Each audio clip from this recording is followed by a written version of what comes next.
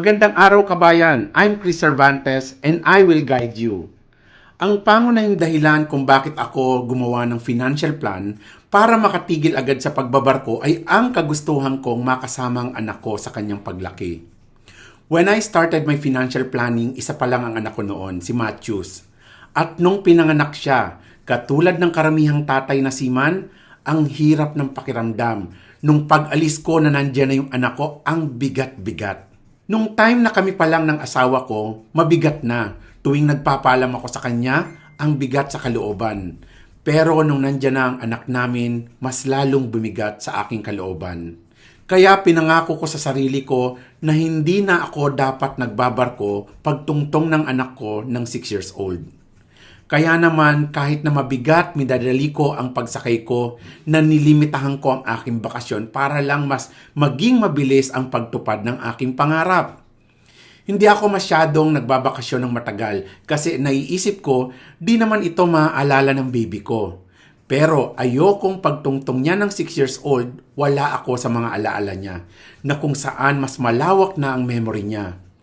Yung goal na yon ang nagtulak sa akin na talagang gumawa ng financial plan at higit sa lahat, sundin at siguraduhing maisagawa ang mga plano. Sabi nga ni Mark Hurd, without execution, vision is just another word for hallucination. And yes, ang pagyaman or success ay isang bagay na pwede nating ma-enjoy or maaari din namang maging isang bagay na isa lang na hallucination.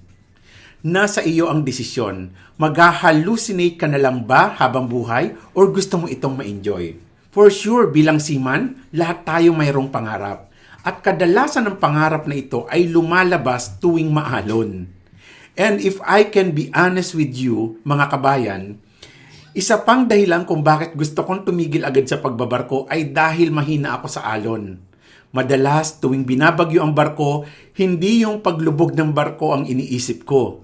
Ang naiisip ko ay kung paano ako babangon sa kama ko para jumuti matapos kong sumuka ng ilang oras at walang kain-kain.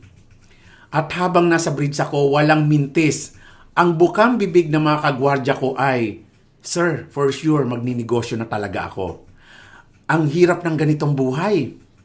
And believe me, tuwing maalon, napaka-creative at idealistic ng mga marino. May isip lahat ng uri ng negosyo na pwedeng pagkakitaan, na pwedeng magpatigil sa kanilang pagsakay. Ang ilan sasabihin, magpapatayo ako ng apartment. Magsisimula ng bigasan, magmamanggahan, magpapalaisdaan, magre-restaurant, magtatayo ng grocery store, and so on and so on. Pero, pag maayos na ang panahon, ang usapang ito ay biglang maglalaho. Kung paano biglang naglaho ang tropical storm or gale force wind, ganun din ang paglaho ng pangarap na ito. Babalik ang mga simang ito sa kung anong kinagawian, manunood ng tape ng sabong, mga DVD movies at laban ni Pacquiao. At kung tatanungin mo sila kung gumawa na ba ng business plan sa mga negosyong binanggit, ang sagot ay simple lang, darating tayo dyan, sir.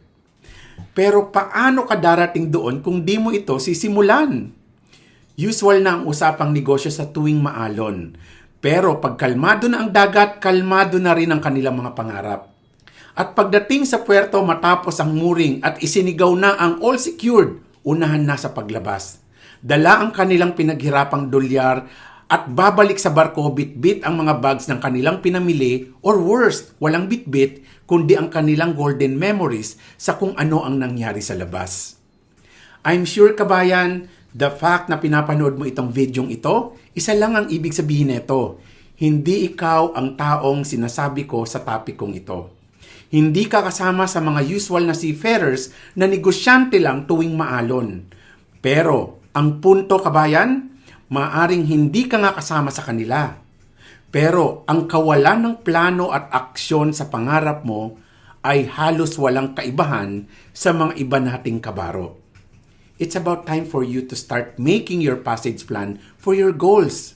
Maging negosyo man ito, pagpapaaral sa iyong anak, pagpapatayo ng bahay, or simpleng pera, sa tuluyan mong pagtigil sa pagbabarko, lahat ng iyan ay nangangailangan ng plano. At hindi lang basta plano, higit sa lahat, kung papaano mo ito sisimulan. Ang tanong kabayan, kailan mo sisimulan ang passage plan mo? Ng iyong pangarap, passage plan ng pangarap mo sa buhay. If you think you need help in creating and implementing your passage plan towards financial freedom, Cardinal Boy can help you create a financial plan na base sa kung ano ang gusto mong mangyari sa buhay mo. Hanggang sa muli kabayan, muli ako si Chris Cervantes nagpapaalalang matiwasay ang buhay kung parating may gabay. That's why I'm here, guiding you.